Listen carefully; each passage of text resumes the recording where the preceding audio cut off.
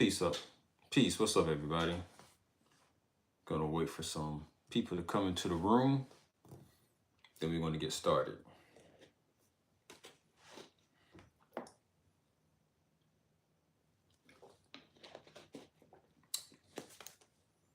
Are you falling for the celebrity trick in this election?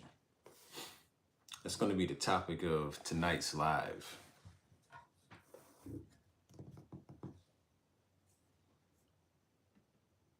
There are many whites who are trying to solve the problem, but you never see them going under the label of liberals. That white person that there are many whites who are trying to solve the problem, but you never see them going under the label of liberals. That white person that you see calling himself a liberal is the most dangerous thing in the entire Western Hemisphere. He's the most deceitful. He's like a fox, and a fox is always more dangerous in the forest than the wolf. You can see the wolf coming. You know what he's up to. But the fox will fool you. He comes at you with his mouth shaped in such a way that even though you see his teeth, you think he's smiling. You take him for a friend. That was our good brother Malcolm X giving us some game on liberals. You know, it's been kicked to us that you're supposed to vote Democrat, you're supposed to vote liberal because that's the side that is for you. But to me, that's part of the trick bag. The trick bag being, if we can convince these people to all vote for this one side, well, we don't really have to do anything for them because they already believe that, you know, we're for them. And that's not the case.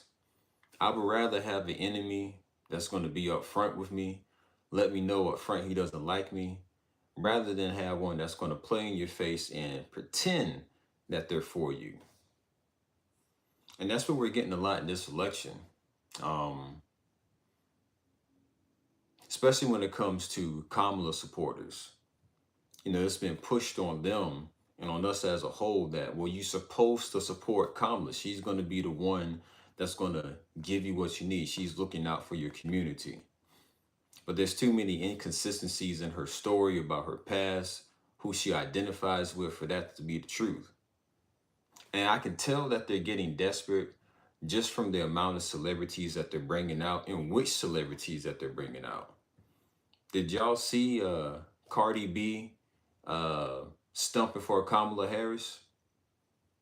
Now, I like Cardi B as a musician. I like some of her songs. But bringing out her in a political rally, that seems a bit desperate to me. Just think about that. They've been reduced to bringing out all these celebrities, thinking that the power of celebrity is still something that moves us when it comes to voting. I don't think that's the case. You know, with the onset of social media, you know, everybody could be a slight celebrity in their own light. We don't go crazy for the movie stars and the musicians how we used to. It's a different type of time. But they're still going to roll them out. Instead of, you know, just standing flat-footed and talking to us about what their stances are, well, let's pull out a celebrity. Our voters are uninformed enough. This is what they think. They think that our voters are uninformed enough that we can just put this celebrity in front of them and they're going to vote that way. Well, this celebrity says vote for Kamala, so I'm going to vote for Kamala. This celebrity says vote for Donald Trump. I'm going to vote for Donald Trump. Uh-oh, we got a, hello, thanks for tuning in. It's just interesting to see, like, the desperation that seems to be happening right now. One of the things that I noticed, especially when it comes to Black people, you know, we are trendsetters in a lot of things. The people around the world pay attention to what we do. So one of the big ideas that's being pushed now, if we're not going to get any tangible benefits from either of these candidates, well, we'll just withhold our vote and watch you burn and suffer from not having that support from the Black community. That's the real thing that's been going wrong with Kamala's campaign right now. She doesn't have a lot of Black support, or not as much support as they're used to having in the past.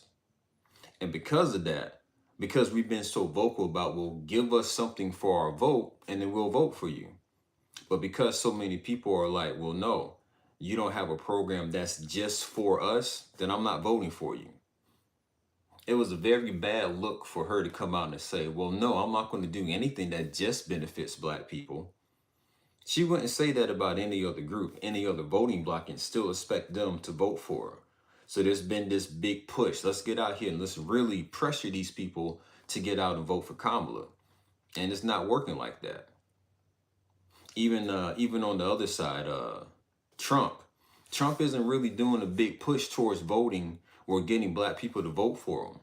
But people are paying attention to his policies and they seem to make more sense to them on that side. So they're like, well, maybe I'll go over this way. But the real trick of the matter is, if you're really looking at this from an objective standpoint, they just need us voting because it shows you have faith in the system. As long as you're picking someone, that means, okay, well, these people are still believing that this system still works. But when you become disillusioned, when you realize for yourself, well, this seems like a bunch of BS. Now I'm not going to participate. That's when they get worried. So we got a couple more comments. That's right. Everything is marketing. Hello from Sylvania. Thank you for tuning in. Yes, there is always somebody above the president. And that's smart. Think about it. If you were the real person or the real controlling families of the world, it's smart to put somebody out there to act as a scapegoat. That way, when the people get mad, well, you have someone to put that anger on. Be mad at them over there, but pay no attention to what we're doing over here on this side. The real people controlling the game. And more people are becoming aware of that. And that's beautiful.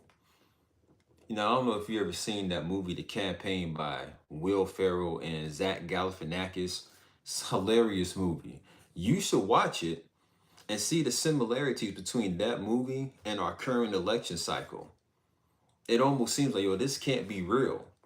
Even if you just go back 20 years, just looking at older elections, look at the debates between Barack Obama and when he was running for president, Barack Obama and Mitt Romney. It's completely different feel. It seemed more serious. There was more decorum. It was like, okay, yeah, this is the presidential election. All right, this seems important. But they've changed that up. Ever since Donald Trump got into office or he ran that first time, it seemed like, okay, this is like, I don't know, this seemed kind of like comedy. But it was easy for Donald Trump to get in because people were frustrated. We've had these career politicians in the past, and it doesn't seem like things are changing in a way that's significant. So people thought, well, let's try something new. Let's pick somebody like Donald Trump. He's not a career politician. So that's what they did. He got elected. And it's been like a comedy show or a reality TV show ever since. It's a game. And as long as you allow them to play you, you'll continue to get played. Now, the best thing that you can do is to start looking into things for yourself. A lot of the times they'll say something on TV, they'll say something on the news channels, and most people will take it and run with it. They won't go out and read things for themselves. Once you start learning more about the true history of the country and things that are going on behind the scenes, it gives you a different perspective. Yes, it is highly secret. Hello. Thank you for tuning in. Thank you, everybody, for tuning in. If you weren't here at the beginning, I played a clip from Malcolm X talking about the white liberal and basically saying, the white liberal is even more dangerous than the full blown on racist because the white liberal will come at you in a way pretending to be your friend. But if you apply that to the whole, you have these politicians in office, they'll pretend to be for you, and they're really not. You know how many politicians go into Congress, go into the Senate, and they come out as millionaires? They weren't millionaires beforehand, but they'll go in there, they have all this secret information about things that are coming down the pipeline, they know where to put their money, so they're coming out making bank. I don't know the name of the app, but there's apps and programs that you can find to where they pay attention to where the politicians are putting their money and they just do the same thing. If they pull their money out of a certain company, well, then they'll pull their money out because they know there's some legislation coming down the pipeline that's not going to be beneficial for that company.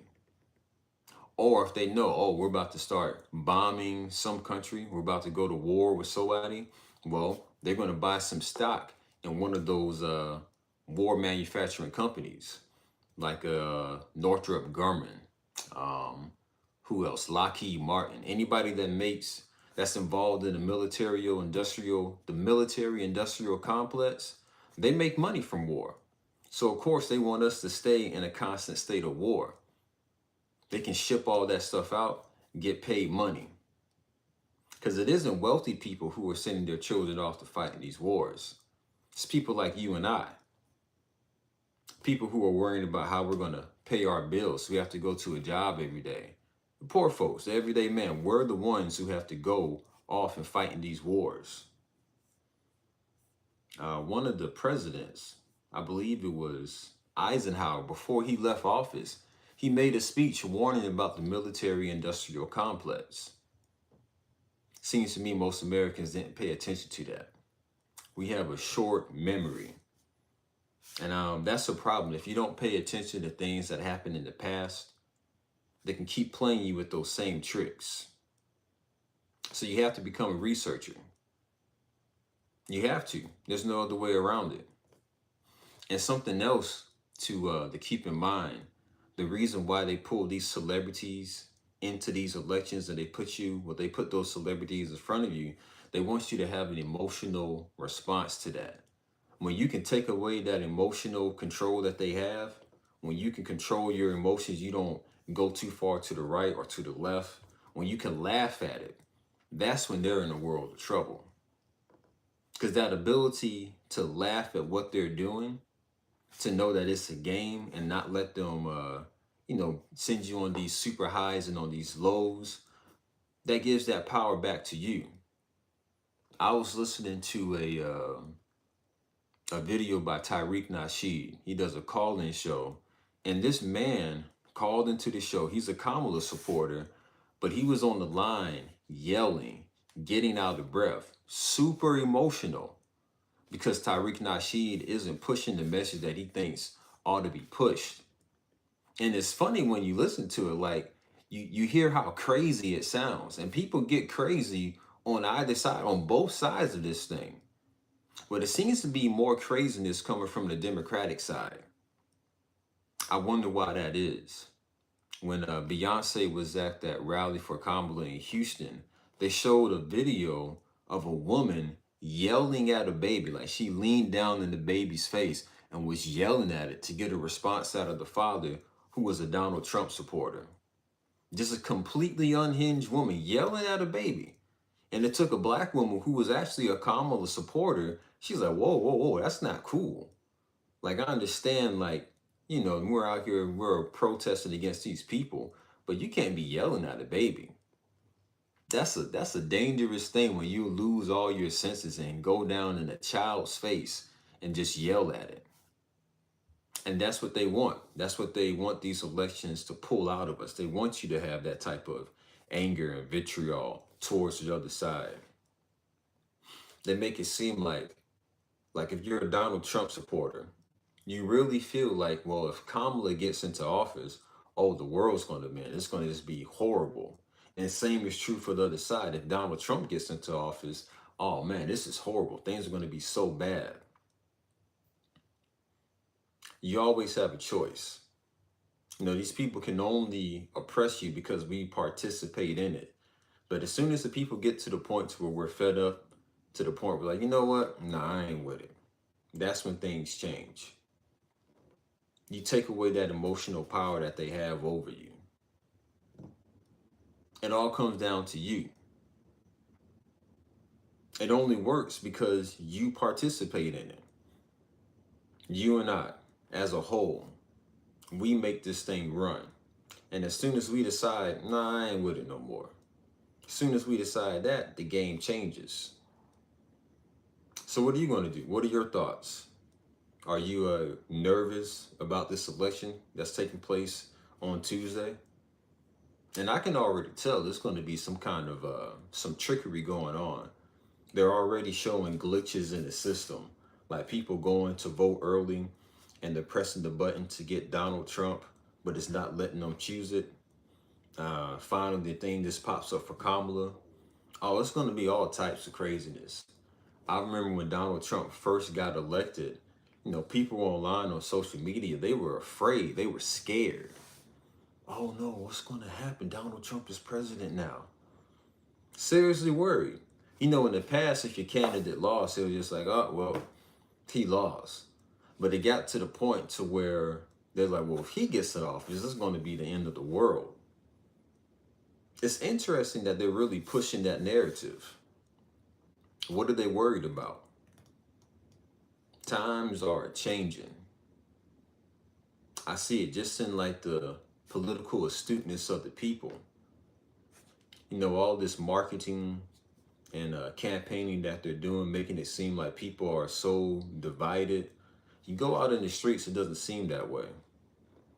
I was out walking around Avondale with my fiance this evening, and it was just real relaxed out there. People just out enjoying their Saturday night. There's a Georgia Florida game that happened today. But out in Avondale, in the area I was in, it was calm. It was relaxed. You didn't hear people talking about politics. I believe it's more of us out there who are not letting ourselves get divided or who aren't letting ourselves be emotionally controlled by something outside of ourselves. And that's what has them worried. And if you're just now tuning in, thank you. But what I was saying earlier is that Black people set trends, Black Americans set trends.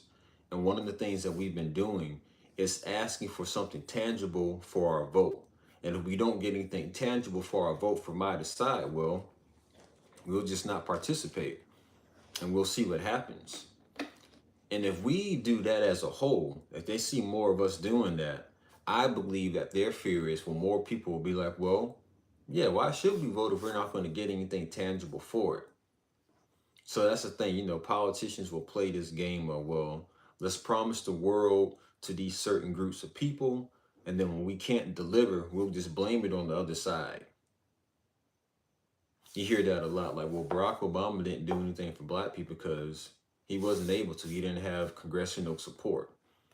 Or when a Republican is in office, the Democrats can point out and say, you see all these things that are going wrong in the country? It's the Republicans' fault. So then when the next election cycle comes up, we put a Democrat in office. And then the Republicans can say, well, look at all these things that's going wrong with the country. It's the Democrats' fault. So it just keeps bouncing back and forth, back and forth. But the true trick is that these political action committees, PACs, the ones who are able to give these millions of dollars to these politicians, the politicians are going to cater to the people who pay them. And if you're not shelling out millions of dollars, then I'm sorry, they're not really worried about you. Go out and check out the movie Bullsworth. It has Halle Berry in it. Came out in the 90s, but it's about a politician who puts a hit out on himself. He's expecting to die. So when he's out there on a campaign trail, I believe he's a senator. He's just out there telling the truth about everything. Definitely well worth the watch. And he went into a Black church and told them, these politicians don't care about you. Yeah, we'll come and we'll sing, we'll clap, we'll attend church service with you, but we don't really care. It's a game. In the background, they all go to the same drug dealers, the same pimps to get prostitutes or escorts. It's like wrestling back in the day. They really made you seem like these different wrestlers, these different factions in wrestling didn't like each other, but it's all part of the show.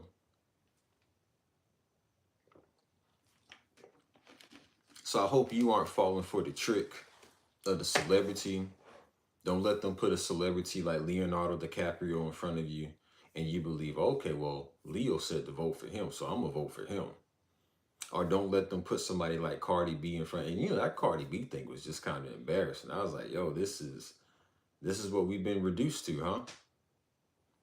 And there's a time and a place for everything, and it doesn't seem like it's as professional or as polished as it should be to bring someone like Cardi B out to give an endorsement. Even the Beyonce thing didn't move the numbers in Kamala's favor the way they thought that it would. Now let's see what's this say. He getting money. You talking about Leonardo DiCaprio? Yeah, they get paid to do this. They don't do it for free. So anyway, I hope you guys aren't getting too emotional about this. I hope you're not letting them play you like a fool, because you're not foolish. You're much smarter than what they give you credit for. Take some time to step away from all the politics, because it's going to get crazier these next couple of days. And watch, no matter who wins on Tuesday night, it's going to be some controversy surrounding it. Because I think they finessed the system last time. I don't think we can really believe that, okay, I go in the box, I press the button and they count my vote. Dick Gregory said the power isn't in the hands of the voters, the power is in the hands of the people who count the votes. See, got another comment.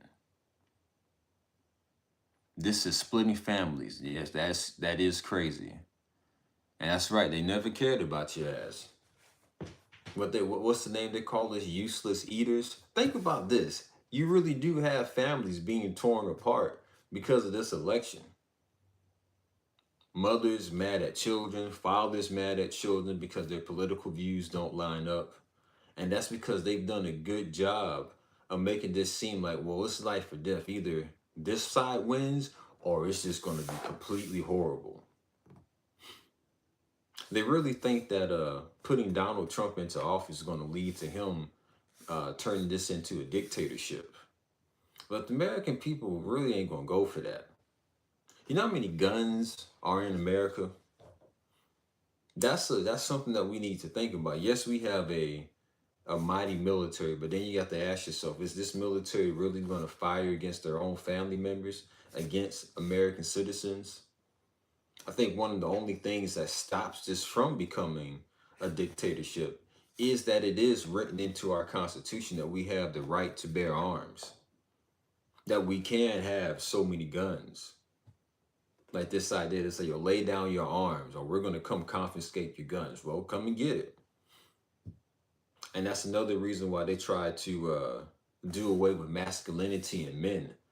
Because at a certain point, men will we'll get enough of this. Enough of this. You ain't just going to keep pushing me around. But if we can feminize the men enough to where they just more accepting of things, more willing to go along to get along, well, it's easier to control the population. Keep them entertained, keep them well fed, and keep them distracted, and keep them dumb. Entertained, well fed, distracted, and dumb, and unhealthy. You do those 5 things, and it's easy to control a population. If you look up the list of foods that we have served to us in America that are banned overseas, it makes you wonder, why do they serve it to us if they decided overseas that this is unhealthy? They want you to be unhealthy. Because if you're worried about keeping yourself out of the hospital, you know what? What's the percentage of Americans that are obese? Let me look that up right quick so I can tell you a real answer. Let's see, what percentage of Americans are obese? A little over 42% of American adults have obesity. That's wild. Let's see. Mountain Dew and Lucky Charms, yeah, those are one of the things that they banned. Certain Doritos, they don't sell overseas because of that red dye. But it's crazy that we see so many out of shape people. 42% of Americans are suffering from obesity. And that's just the problem of overeating, not exercising. And they make it easier to overeat. They put addictive elements into the foods. They make healthier foods more expensive. They make exercising seem like a chore. And it is a chore, but it'll pay off in the long run. Like if you walk, If just walking, you get tired and out of breath, you have trouble walking, that's a problem. And you can do something about obesity. You don't have to stay like that. It comes down to it being the choice.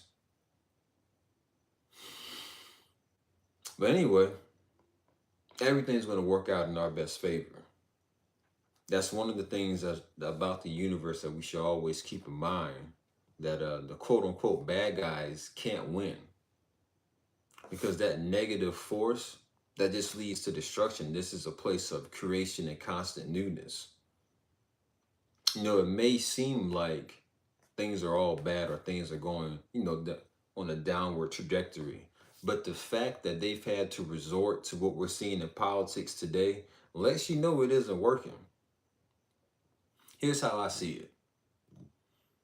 The second Bush that was in office, the one that led us to into the Iraq War, he was widely unpopular as a president. People were frustrated with the whole thing and they were ready to check out. So what do? They give us Barack Obama. Change you can believe in. Hope for a better future. There's a quote in Frank Herbert's book, Dune, and it's one of the axioms of the Bene Gesserit. They're like a female Jedi order, but it really stuck out to me. And it says, hope clouds observation. You being hopeful is going to stop you from seeing things the way they truly are. Don't let that hope fool you. They can, hope is like a drug. Yeah, it's important to have hope and to be positive, but don't let hope turn you into a fool. So, like I was saying, they give us Barack Obama, and that does two things. Like, it invigorates the side of the country that wants to see a black president. I voted for Barack Obama twice. I was excited about it. We thought, okay, we're going to have somebody that looks like us, that comes from our culture in the White House. We're going to see some change. Didn't happen. And on the flip side of that, there's some Americans that's like, a black president? No, never. This would be like the end of it. And then he had all these questionable things coming out about Barack Obama. Like this idea that, was he even really born in America? Was he born in Kenya? That's something that they tried to say was a conspiracy theory. But what's funny, the woman who certified his birth certificate, if you look it up, after she certified his birth certificate saying, no, this is real, or either his birth certificate or his social security number, she died in the plane crash shortly after that. So that's a little interesting. And what else is interesting is that the two black candidates that they've given us most recently for president, they're not fully black in a sense. Barack Obama had a black father, a Kenyan father, and a white mother. And his father wasn't really around to raise him. Seems like that's the same thing for Kamala. Seems like her parents split after a while. She has a black father and a Indian mother. And even that's a little questionable, just looking at the information that Candace Owens is bringing to light. And why is that important? Well, if somebody's going to lie about that fundamental aspect of themselves, what else are they willing to lie about? One of the strengths that Donald Trump has as a presidential candidate is that he's able to just be himself. People can look at Donald Trump and love it or hate it. They know, well, this guy's just being himself. You look at some of these other politicians, it's like, oh, they just putting on an act. They're just pretending. And that's especially true of Kamala. This has just not been a good campaign. Like these different accents that she's bringing out, uh, just it doesn't seem like she's a genuine person, and people are turned off by that. That's why they have to appeal to your emotions. Well, if you don't elect her, it's going to be Donald Trump. And again, it comes down to playing on your emotions. Let's see. Oh, those are still oil and money. Yeah. Um, you know what's funny about oil is finding out that it is not a finite source. It's something that the earth produces on its own. Dinosaur bones don't turn into oil. Do some research into that. Now, let's say, let's give you a visual. Let's say you can only find oil at a certain depth within the Earth's crust, right? Well, they've drilled way below that depth and pulled up oil. But if oil is all supposed to come from dinosaur bones, then how does that work? It's interesting what the technology that they'll hold back just so they can make money. Do some research into the people who have come up with alternative means of powering things, like this idea of us being dependent on electricity, having to go to these power companies to power our nation, to power our homes. That's the game. They figured out 0 point energy a long time ago.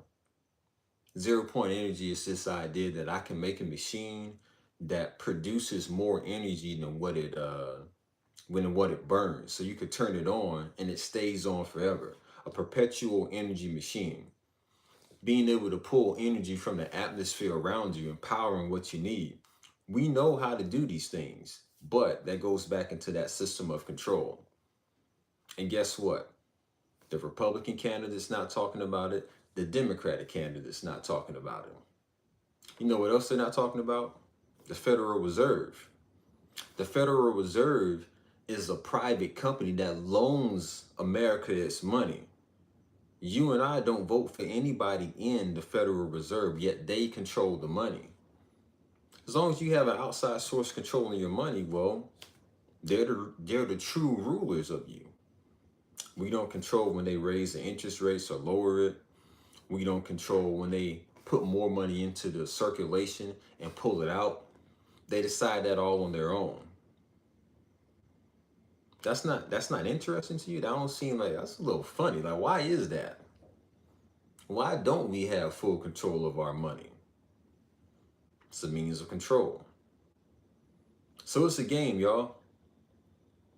And hopefully what we'll see from this election that there's less of us getting played. Even the fact that we have this two-party system, that if you have somebody that comes in outside of Democrat and Republican, well, they don't have a chance to win. That's sad. Because if we had more viable options, then maybe we would see some better things happen in this country and across the world. But that's not how the game works. You know, I actually listened to Jill Stein, and it's funny how they sent Angela Rye on the Breakfast Club to be like a foil to Jill Stein when she came on there for that interview, and Angela Rye was coming off as, I don't know, it was like an anger in her questions, it was like an attitude that it made people actually want, well, let me go look into some more of what Jill Stein is saying. It made the Democratic side look bad, and it made Jill Stein look a lot better, and it pushed her out to a wider audience. Now, does she have an actual chance of winning? Probably not. They don't even let those third party candidates come up and debate. Dr. Cornel West is running for president as well. We haven't heard much from him on a national stage. That's because, well, they want you to pick between the two candidates they have for you. It's either going to be this or that. It's the illusion of choice. You don't see any celebrities backing these third party candidates. Why? Well, these third party candidates, they probably don't have the money to pay like a Beyonce to come out and say something for them, or pay a Cardi B to come out and say something for them, or to give money to Hulk Hogan to come out and say something for them, or Dr. Phil. Comes down to the money. Excuse me.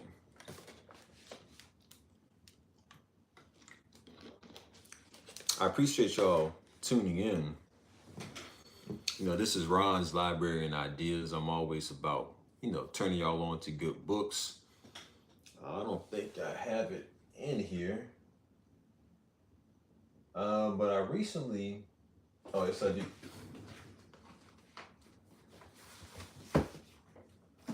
Went to the library, was walking around, said, well, let me find something at random. I'm just going to pick up a book and see if I like it. I got 3 books that day, and first 2 were just all right. Couldn't really get into it. But this last book, The Labyrinth of Spirits by Carlos Ruiz Zafon. I think that's how you say his name.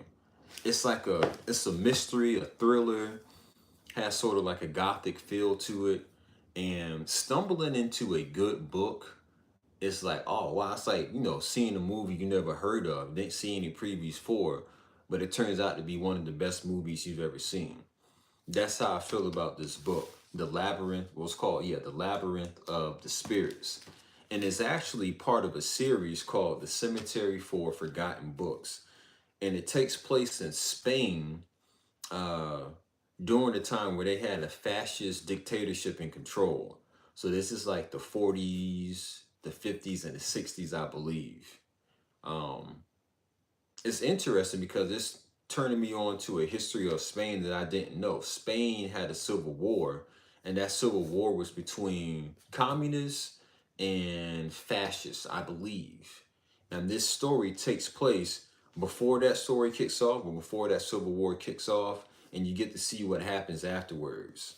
Um, Something else they like to say is that men are so misogynistic and sexist. We don't like to see female leads in movies or in television or in books, but we just don't like to see characters not written well. There is a female lead in this story, Alicia Gris. She works for the secret police of Spain, and she gets sent on a mission to find, I think they call him the minister of culture. He goes missing, and it's a bad look for the regime for somebody so important to go missing. So they put her on the case along with somebody else in the police force. So they discover this mystery that goes back years and years. Um, like, you know, in a civil war, one side is going to lose. So when that other side wins, they can start locking up their political enemies. When they started locking up these political enemies, a slight spoiler alert, they start stealing children from these people and putting them into these other families. Just a great story. One of those books for me that when I started reading, it's like, dang, I really want to get to the end of this. This is 802 pages. Um, and I finished it in like when I really started reading, I finished it in like a week and some change. And this is me like really putting some time into reading, but that's how good the story was.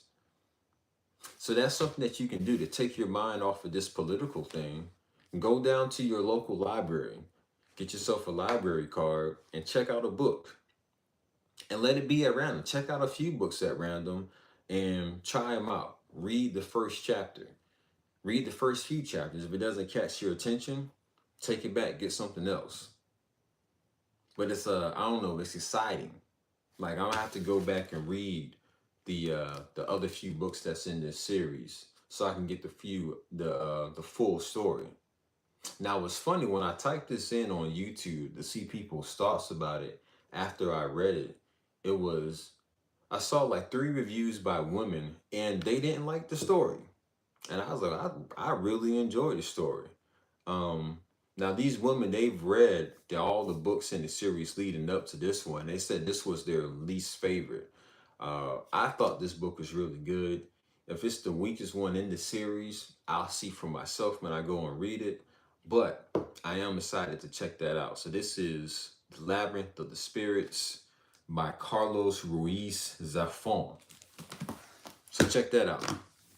So again, I appreciate you guys tuning in, guys and gals. I'll see y'all in the next episode of Ron's Library and Ideas. Peace.